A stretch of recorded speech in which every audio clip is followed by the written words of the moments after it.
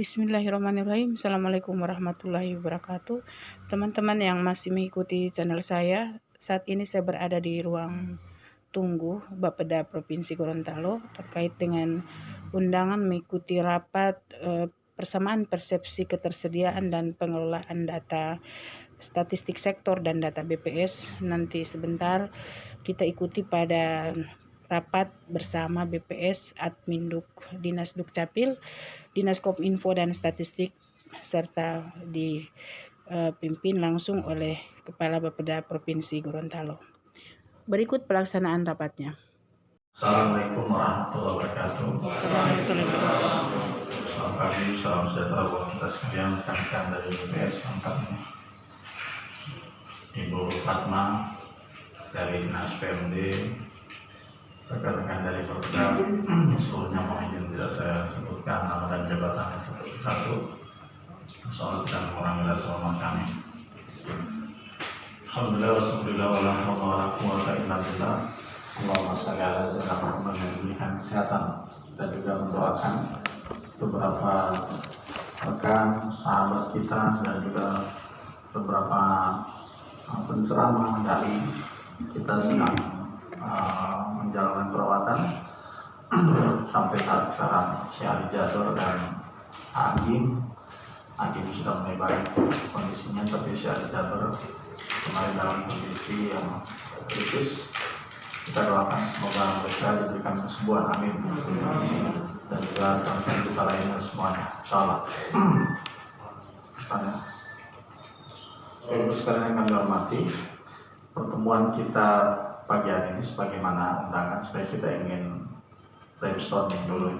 Ini pertemuan awal, katakanlah ini pemanasan, karena di akhir tahun 2020 saya diundang dalam kegiatan BPS bersama seluruh unsur sampai ke tingkat kecamatan, para menteri statistik ya. Dan dari situ kemudian ada beberapa hal yang saya sampaikan dulu, saya akan tindak lanjuti. Karena pada saat kegiatan itu saya sempat mendapatkan banyak masukan, baik dari sisi kelembagaan, ada misalnya kabupaten atau kota yang belum punya bidang atau belum punya seksi atau bidang statistiknya di dinas terkait. Iya, wajib mempelajari. Bapak Ibu sekalian, oleh sebab itu saya pikir dari pertemuan itu saya menangkap banyak masukan. Juga tadi masukan yang tadi termasuk secara teknis, saya menemukan ada banyak keluhan juga dari para menteri statistik yang misalnya menemukan kesulitan dan menemukan begitu banyak desa sebagai basis data terendah itu tidak melakukan upaya untuk benar-benar sungguh-sungguh membangun sumber daya datanya dengan baik. Nah, tentu dalam konteks BPS kami tahu persis banyak sekali mekanisme yang dilakukan oleh BPS dalam rangka membangun data, baik ada yang dilakukan melalui survei, sensus, dan lain sebagainya. Tapi yang kami maksudkan tentu yang berkaitan dengan data yang kami butuhkan untuk kepentingan Gorontalo dalam angka. Ya. Nah, Bapak Ibu sekalian, dalam konteks ini jadi Bapak Ibu sekalian, ini yang saya maksudkan yang akan kita diskusikan ini adalah GDA ya, Gorontalo dalam angka. Nah, ada banyak hal yang secara normatif sudah menjadi landasan bagi kita untuk menseriusi ini. Salah satunya adalah kebijakan satu data. Nah, oleh karena itu saya melihat ini penting, ini sesuatu yang harus kita bangun, kita perbaiki, karena ini menjadi kebutuhan yang akan menentukan bagaimana kita menyusun arah kebijakan daerah. Kalau dilakukan secara slot, ini sudah peluang yang baik, kekuatan, karena dua kelembagaan yang sama-sama fokus pada hal yang berkaitan dengan statistik, yaitu Dinas dan BPS. Itu dari sisi kelembagaan. dari sisi support SDM tentu kita sangat melihat bagaimana dinas dengan serius juga mulai membangun mekanisme, mulai membangun wali data dan lain sebagainya.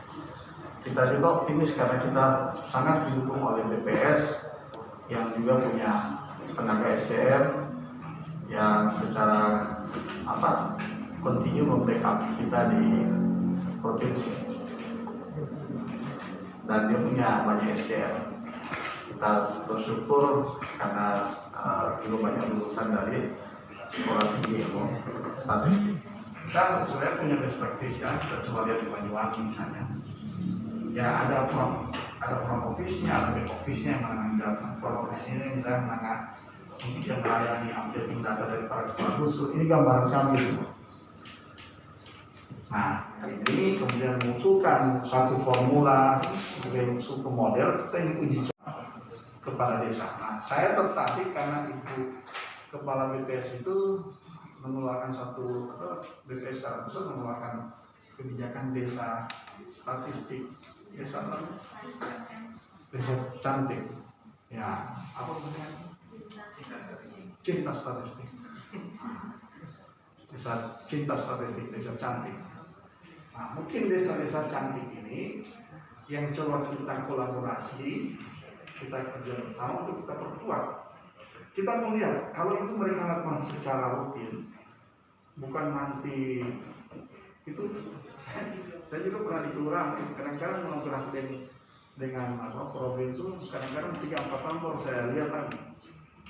Nah, baru diupdate. Menjelaskan ke kami sedikit karena mungkin kalau dinas statistik sudah paham lah kami yang perencanaan, karena kami mewujudkan hal ini dan bersinergi dengan pimpinan Bu Kepala BPS mewujudkan desa cantik, desa cinta statistik. Itu kami ingin mempelajari apakah sudah ada kesamaan tidak antara data yang ada di dalam BDA dengan data yang ada di dalam monografi. Kalau dia belum ada kesamaan, maka kita akan lihat apa yang bisa kita intervensi untuk sedikit memperluas atau sedikit menambah variabel-variabel di dalam monografi. Itu yang pertama. Kami mohon penjelasan. Yang kedua, nanti kami akan melihat, mendiskusikan dengan teman-teman di dinas statistik, apakah wali data ini memang tugasnya mencari data atau justru juga bisa jadi ke depan tinggal memanfaatkan data dari hasil data itu. Nah, kalau sekarang mungkin dinas statistik minta data pada orang, kalau pola ini terbangun dengan baik dari bawah, bisa jadi orang itu tinggal menggunakan data yang kita dapatkan secara update dari indikator kami. Sehingga kalau ada bantuan seperti sekarang BPWM, jangan lagi tiba-tiba diminta bikin surat ke desa atau ke kabupaten kota, kabupaten lanjutan ke desa, minta surat data pelaku UMKM, padahal di dalam GDA atau dalam monografi desa sudah ada jumlah pelaku, bahkan kita bisa merinci baik ada susah para pelaku misalnya ke depan.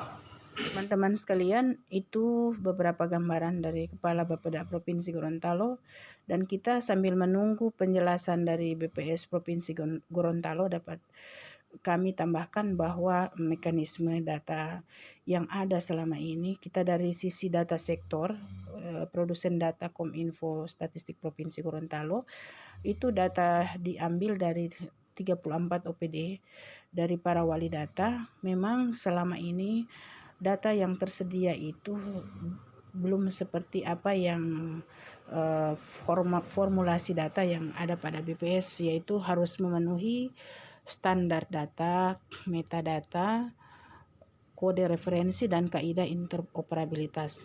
Namun demikian, teman-teman yang masih mengikuti channel saya dapat saya tambahkan pada sesi ini bahwa data yang sudah kita himpun saat ini lewat mekanisme pengumpulan data di tingkat wali data adalah sudah kita melalui tahapan-tahapan perbaikan lewat validasi data, dan validasi data yang terlaksana sudah berlangsung di tahun 2018, 2019 sampai dengan tahun 2020 ini. Jadi mekanisme yang kita laksanakan itu sesuai dengan milestone Satu, yaitu menyiapkan data sektor yang betul-betul berkualitas dan dapat menghadirkan data sektor yang berbasis online.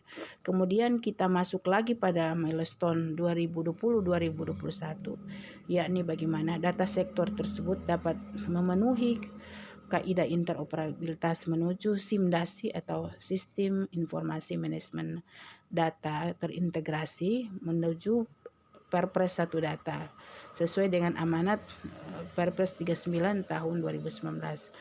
Jadi teman-teman sekalian yang masih mengikuti channel saya, dari beberapa tahapan yang memang masih perlu kita laksanakan oleh wali data di tingkat produsen data untuk dilaporkan ke Dinas Kominfo Statistik sebagai pengumpul data, maka kita sudah menempuh beberapa tahapan yang tentu saja akan diformulasikan juga oleh BPS dalam penjelasan mereka sebagai berikut. Tadi banyak hal disampaikan Pak Budi terkait dengan data-data sektoral ya, terkait dengan data-data sektoral. Kemudian kami juga sangat berupaya untuk bisa meningkatkan, memberikan penguatan pada statistik sektoral. Salah satunya adalah pada bulan November itu kami telah mengundang dari Dinas Statistik Kominfo dan Statistik Kabupaten Kota untuk hadir di kantor kami. Waktu itu masing-masing kabupaten kota mengirimkan satu utusannya untuk kami jelaskan proses bisnis statistik dan NSPK atau norma standar prosedur dan kriteria statistik penyelenggaraan statistik sektoral itu seperti apa, itu sudah kami laksanakan. Itu adalah salah satu upaya kami untuk bisa bagaimana memberikan penguatan statistik sektoral. Nah, ke depan kami akan terus melakukan itu. Jadi kalau tadi Pak Budi sampaikan harapannya di level desa juga ada penguatan SDM, kami membuka itu. Dengan senang hati kami dari tim BPS bisa memberikan pendampingan atau memberikan bimbingan untuk siapapun yang ada di pemerintah daerah terkait dengan penyelenggaraan kegiatan statistik, kami bisa memberikan pendampingan itu dan tidak berbayar. Ya, Mbak Ali ya, itu bagian dari pelayanan kami. Itu bagian dari pelayanan kami ke depan. Kami punya target untuk bisa memberikan penguatan penyelenggaraan statistik sektoral secara luas. Itu target kami dalam BPS 2020 sampai 2024. Oke. Lalu permasalahan di lapangan ini memang apa yang Pak Budi pernah dengar di acara Rakornis kemarin itu adalah suara-suara dari teman-teman di lapangan yang kesehariannya bergelut dengan data. Ada yang data itu dikumpulkan langsung oleh petugas lapangan, ada juga yang data itu merupakan kompilasi produk administrasi. Semua itu bagian dari statistik. Jadi statistik tidak membatasi pada kegiatan sensus dan survei kita. Undang-undang statistik kita tidak membatasi dua hal itu, tapi ada juga kegiatan lain yaitu kompilasi produk administrasi dan cara lain mengikuti perkembangan teknologi. Itu adalah menjadi bagian dari kegiatan statistik. Jadi menyambung yang disampaikan Pak Budi tadi, betul sekali ya bagaimana kita membangun istilahnya profil desa atau register desa yang bagus itu. Ada peran statistik di sana, ada tanggung jawab statistik di sana. Gitu. Makanya dengan senang hati hari ini Pak Budi memberi kesempatan kepada BPS untuk bisa bersama-sama dengan pemerintah daerah. Itu kami berterima kasih sekali Pak Budi. Mudah-mudahan nanti ke depan dari hari ini kita bertemu, ke depan bagaimana kita mengumpulkan data pada level desa, kecamatan, kabupaten, bahkan provinsi bisa jauh lebih bagus. Lalu Bapak Ibu sekalian, beragam data, beragam jenis survei, beragam jenis pendataan kami lakukan dengan pendekatan yang berbeda-beda. Ada yang menggunakan pendekatan rumah tangga. Secara umum kami tidak banyak menghadapi masalah ya. Karena apa? Karena masyarakat di Gorontalo welcome dan sangat kooperatif untuk itu. Jadi untuk survei-survei dengan pendekatan rumah tangga sejauh ini kami nggak pernah menghadapi masalah berarti ya. Respon ratenya juga termasuk yang tinggi pada level nasional untuk survei dengan pendekatan rumah tangga. Lalu kami ada juga survei atau pengumpulan data dengan pendekatan usaha. Nah, pendekatan usaha ini yang mulai kita menghadapi banyak tantangan. Ya. Bu Alwi ini yang selalu berurusan dengan pendekatan usaha itu tantangannya berat Bapak Ibu sekalian. Nah, begitu juga nanti ketika kita mulai membangun statistik dari level kecil, saya yakin Bapak Ibu produsen data, saya menyebutkan produsen data sesuai Perpres 1 Data Indonesia. Produsen data nanti akan mulai menghadapi kesulitan ketika mengumpulkan data dari usaha atau perusahaan. Kalau dari rumah tangga itu kita cenderung secara umum bisa berjalan dengan lancar. Ya, Bapak Ibu di wali datanya ada Dinas Kominfo dan Statistik ya Bu ya. Lalu ada produsen data, kita sama-sama bisa menjaga data itu kontinu tersedia. Gitu. Nah, caranya bagaimana? Caranya yang disampaikan Pak Budi tadi, salah satunya yang kemudian kami bisa ikut andil di dalamnya adalah penguatan SDM di sana. Nah, mudah-mudahan nanti dari sini kita punya langkah-langkah ke depan seperti apa, punya rekomendasi ke depan seperti apa. Gitu. Itu tantangannya. Dan Bapak Ibu sekalian, kami di BPS ya, itu setiap tahun, sekarang sudah setiap tahun, itu ada yang namanya pendataan potensi desa. Ya, jadi kami bisa melakukan wawancara dengan lebih dari satu orang. Gitu. Karena di desa itu ada yang menangani apa ya, kalau di desa itu saya nggak tahu nama seksi-seksi. Ya, kalau pemerintahan, Kesra. Nah, jadi kalau misalnya data tentang jumlah penduduk mungkin di seksi A, nanti data berapa jumlah kompleks pertokoan yang ada di desa itu nanti kita nanya ke seksi B gitu. Jadi dalam satu instrumen itu kita bisa menanyakan ke lebih dari satu orang. Nah, apa yang menjadi pelajaran di situ adalah ternyata kita susah untuk menjaga konsistensi antar waktu. Jadi tahun sekarang kalau untuk data-data tertentu mungkin dengan mudah itu bisa dijaga konsistensinya. Contohnya misalnya apa misalnya yang mudah dijaga, batasan, ya luas terus batasan gitu, itu mudah. Ya kecenderungannya sama, kecuali nanti ada perubahan yang pasti ada landasan hukum untuk berubah.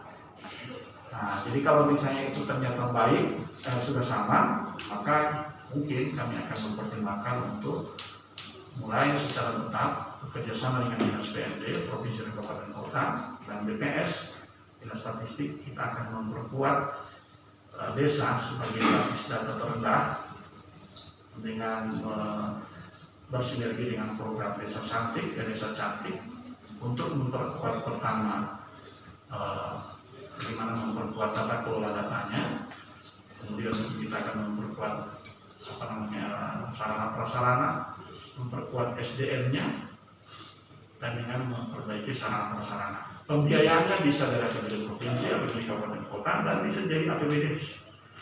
Jadi kita akan lihat mana yang bisa dibiayai dari APBD, mungkin updatingnya butuh perangkat yang turun dan lain sebagainya, itu bisa dari APBD, dari kabupaten kota. Jadi teman-teman sekalian, itulah tadi pembahasan yang cukup alot tentang kesamaan persepsi ketersediaan data sektor dan data BPS yang ada di pemerintah Provinsi Gorontalo. Dan kita tahu bersama mekanisme yang sudah ada dan terbangun melalui ketersediaan data sektor dan data yang diharapkan oleh BPS mengikuti NSPK yang ada, maka melalui rapat ini kita berupaya untuk mendapatkan satu kesamaan persepsi untuk melihat bagaimana data yang tersedia dapat melakukan intervensi program terhadap berbagai program pembangunan yang ada di Provinsi Gorontalo, dan tentu saja kita berharap bahwa menuju satu data Indonesia dalam rangka mewujudkan pelaksanaan Perpres 39 tahun 2019 dapat terlaksana dengan dukungan atau supporting data dari para wali data, dari para produsen data dan kontributor data yang ada, melalui perolehan data yang betul-betul real dari lapangan dengan data-data yang akurat, reliable, dan terpercaya. Dan tentu saja ini membutuhkan dukungan dari kita semua. Jadi teman-teman sekalian yang mengikuti channel saya, jangan lupa untuk terus tidak bosan-bosannya memberikan komentar, like, share, dan subscribe yang belum subscribe. Dan kita berharap semoga menuju satu data Indonesia, semua produsen data, para wali data, dan semua stakeholder penghasil data dapat mewujudkan apa yang diharapkan dan kita cita-citakan bersama. Terima kasih. Wassalamualaikum warahmatullahi wabarakatuh.